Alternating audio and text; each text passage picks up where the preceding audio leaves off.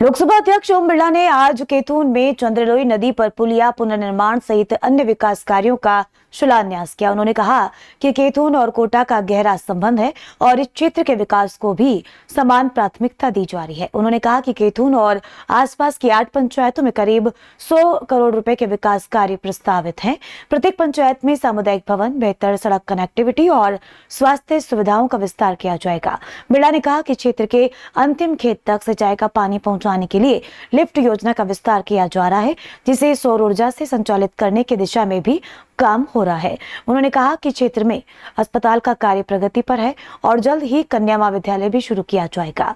साथ ही आधुनिक खेल मैदान का निर्माण कर युवाओं को बेहतर सुविधाएं दी जाएंगी। होगा कोटा और कैथून इनका गहरा निकट का संबंध है,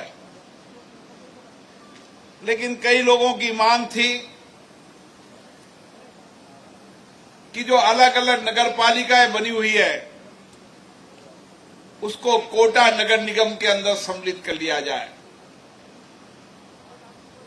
जब नगर निगम में सम्मिलित होगी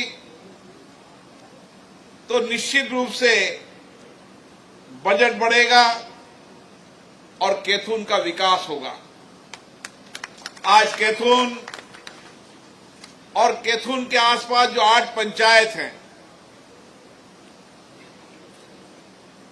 उन सारे विकास के कामों को देखा जाएगा तो 100 करोड़ रुपए की लागत से यहां पर काम होंगे।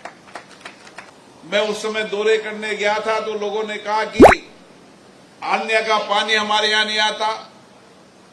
आने वाले समय में 2.5-3 साल के अंदर आन्या का पानी किसान के अंतिम खेत तक पहुंचेगा।